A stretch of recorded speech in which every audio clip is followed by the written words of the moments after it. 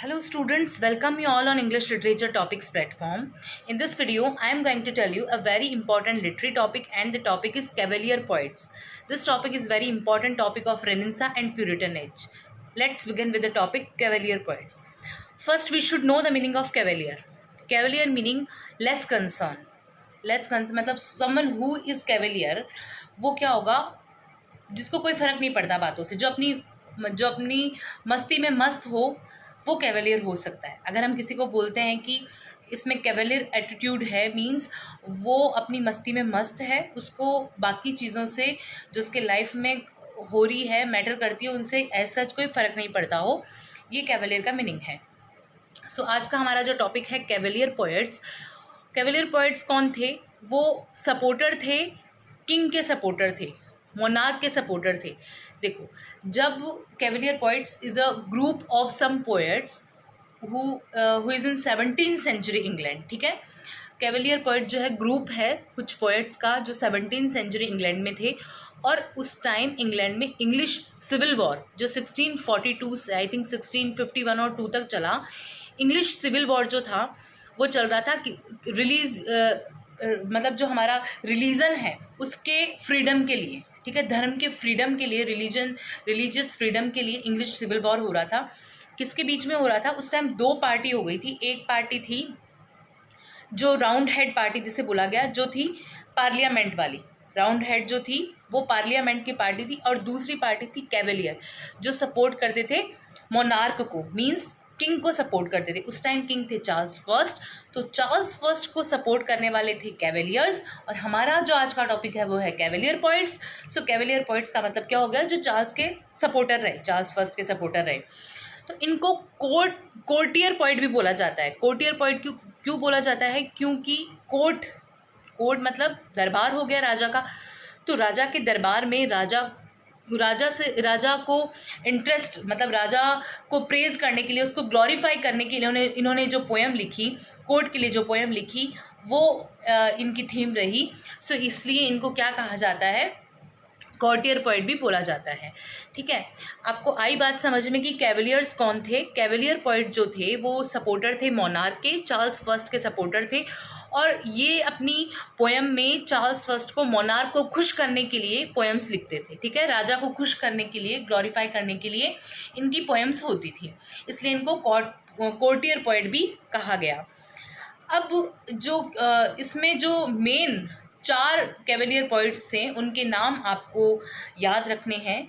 उनमें से Robert Herrick, जो कि बहुत इम्पॉर्टेंट जो है कैवलियर पोइट है, जिसकी आपने अपने ग्रेजुएशन में डैफोडिल पोएम पढ़ी होगी, वो काफ़ी फेमस पोएम है डैफोडिल। और उसके अलावा है रिचर्ड लवलेस, फिर है Thomas crew and sir John Suckling. ये जो 4 कैवलियर पोइट्स है काफ़ी इम्पॉर्टेंट है। इसमें हरा आ रहा है, इसमें कार आ रहा है, इसमें प्यार आ रहा है, कार प्यार हरा, और इसमें क्या आ रहा है? शक, प्यार पे शक, मतलब जॉन सकलिंग। अगर आप इसको याद करेंगे तो ऐसे कर सकते हो कि लव लेस है मतलब प्यार कम है, इसलिए शक किया जा रहा है, तो जॉन सकलिंग। और हरी है कार, ठीक है, कार हरी है, सो कार से कौन हो गया? Thomas crew.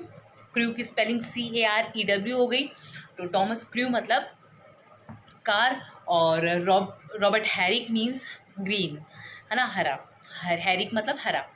सो हरी कार है और प्यार पे शक किया जा रहा है। तो इन चारों के पोइट्स के आपको नाम याद रह जाएंगे, आई थिंक सो, मतलब मैंने इनको ऐसे याद किया है। सो मैंने अपना जो है एक सीक्रेट आपको बताया है कि इनको कैसे याद रखना है। Robert Herrick, Thomas loveless, John Suckling and Thomas crew. ठीक है, आपको रिचर्ड लवलेस है, सॉरी टॉमस लवलेस नहीं है। सो आपको आई थिंक याद रह जाएगा। अब इनमें से क्या था? ये जो कैवलियर पोइट से मैंने बता दिया कि ये मोनार्क के सपोर्टर थे, तो मोनार्क को प्रेज करने के लिए लिखते थे, ये इनकी कैरेक्टरिस्टिक थी। इसके अलावा इनकी सबसे बड़ी कैरेक्टरिस्टिक एक मानी जाती है सॉरी सो इनकी एक कैरेक्टरिस्टिक जो सबसे इम्पॉर्टेंट मानी जाती है, carpe diem, seize the day. ये क्रैब डैम जो नाम है, ये आपने बहुत लोगों के व्हाट्सएप स्टेटस पे या फेसबुक स्टेटस पे देखा होगा, जिसका मीनिंग होता है seize the day, enjoy your day. इसका मीनिंग है क्रैबडेम का एन्जॉय योर डे। ये जो टर्म है क्रैबडेम, ये हॉरेस ने दी है, जो कि क्लासिकल राइटर है हॉरेस, उसने दी है ये। इसका मतलब है plug the day, enjoy the day. So इनका कैवलियर जो पोएट्स थे, ये carpe diem means enjoy the day, मतलब अच्छी पोएम्स लिखते थे, एन्जॉयफुल वाली पोएम लिखते थे, ठीक है। तो इसका ये एक मेन कैरेक्टरिस्टिक माना जाता है, किसका, कैवलियर पोएट्स की जो पोइट्री की थीम होती थी उनका। अब इसके कुछ नोट्स मैंने बनाए हैं, वो मैं आपको रीड आउट करके बता देती हूँ। वैसे तो आपको कैवलियर पोएट्स का मीनिंग समझ में आ गया, और कौन कौन कैवलियर पोएट्स थे ये भी आपको पता चल गया। उसमें कार है, उसमें प्यार है, उसमें ग्रीन है, और उसमें शक है प्यार पे। John Suckling, Robert loveless, Thomas crew and Robert Greene, ये 4 जो हैं कैवलियर पोएट्स माने जाते हैं। Cavalier poets, group of English gentlemen poets who gathered at the court of Charles I, जो गैदर होते थे court of Charles first, because of their loyalty and support for Charles first. ये उसकी loyalty के लिए आते थे और सपोर्ट करते थे चार्ल्स फर्स्ट को। These poets were called as cavalier. They were also cavalier in their style of life and believed in the ideal of the renaissance man who was a lover, a soldier, a man of affairs, a musician and a poet, all at once। मतलब ये Cavalier क्यों कहलाए, क्योंकि इन्होंने जो एक Renaissance का man था उसको लिया, जो एक साथ में लवर भी था, सोल्जर भी था और म्यूजिशियन भी था। मतलब एक आदमी में सारे वर्च्यू होते थे, वो अपनी लाइफ को एंजॉय करना जानता था, रेनेसा का man.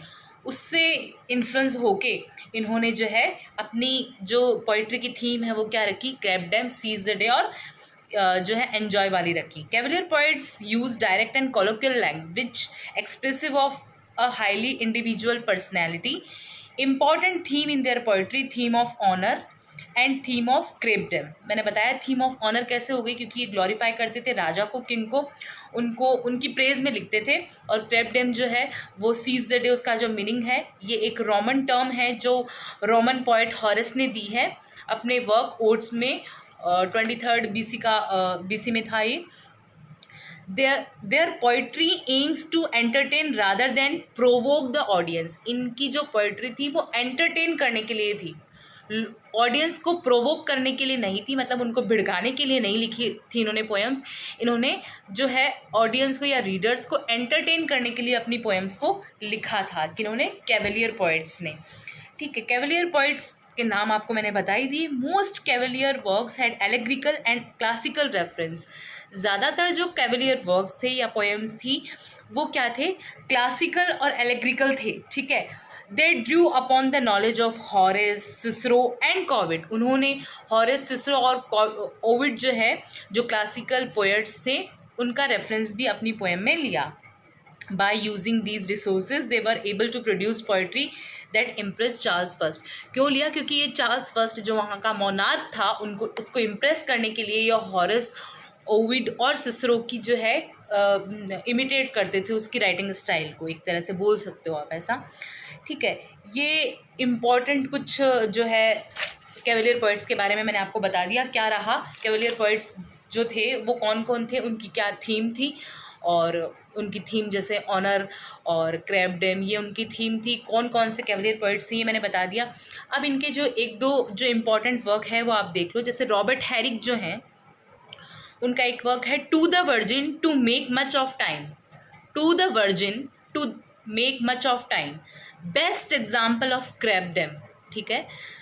He says in this poem, according to title, that a virgin should enjoy her days, make much of time, she enjoying themselves before their youth and beauty fade।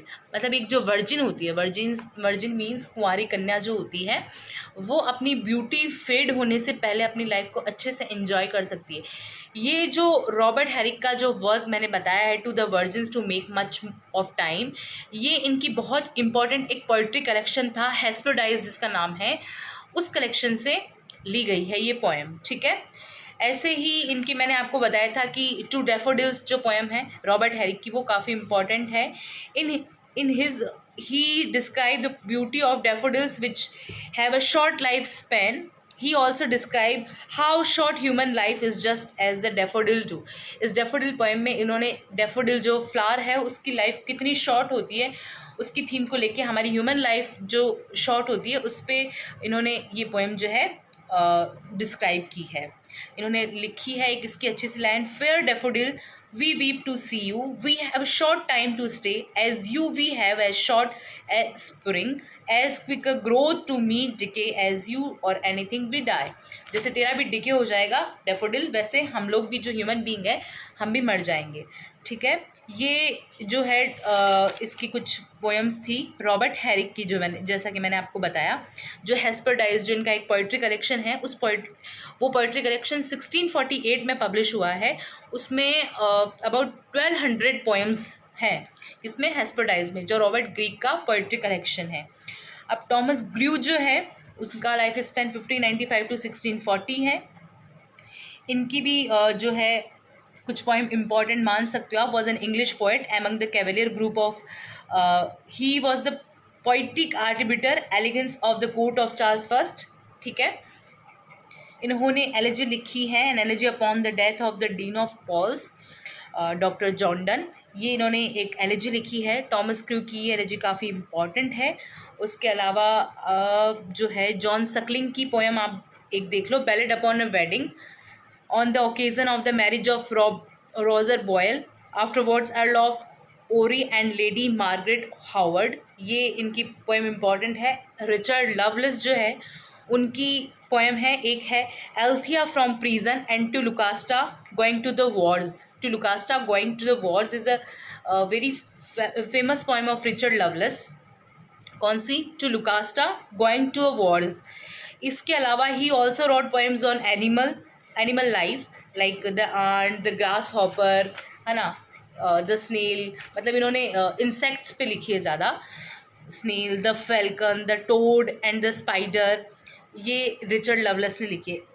और उसके अलावा इनका एक बहुत ही अच्छा कोट है, जिस कोट को जो चार्लोट ब्रॉन्टे थी उसने भी अपनी नॉवल जो है वायलेट उसमें लिया है। उसके अलावा इनका जो कोटेशन है वो मार्गरेट एटवुड ने भी अपने वर्क में लिया है। इनका जो कोटेशन चार्लोट ब्रॉन्टे ने लिया वो क्या है? Stone walls do not a prison make, nor iron bars a cage, is often quoted. Lovelace wrote the poem while imprisoned in Gatehouse prison। जो लवलेस है वो उन्होंने अपना कंट्रीब्यूशन सिविल वॉर में भी दिया है। ठीक है, इंग्लिश सिविल वॉर में उन्होंने अपना कंट्रीब्यूशन दिया है। Who fought on behalf of the king, इन्होंने किंग के बिहाफ में इन्होंने लड़ाई करी थी ड्यूरिंग इंग्लिश सिविल वॉर। और इनकी जो पोएम है, the poem is one of, कौन सी poem? To Althea from prison.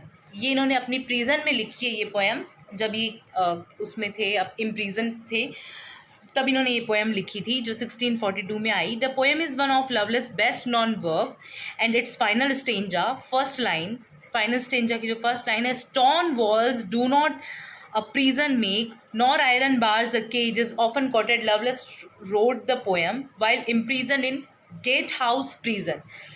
The poem is quoted in the 6th chapter of Charlotte Bronte's novel Violet। तो एग्जाम में कई बार क्वेश्चन आ जाता है कि रिचर्ड लवलेस की कौन सी पोएम जो है वो चार्लोट ब्रॉन्टे ने अपनी नॉवल वायलेट में चैप्टर 6 में ली है, तो कौन सी पोएम है? टू एल्थिया फ्रॉम प्रिजन, है ना, टू एल्थिया फ्रॉम प्रिजन।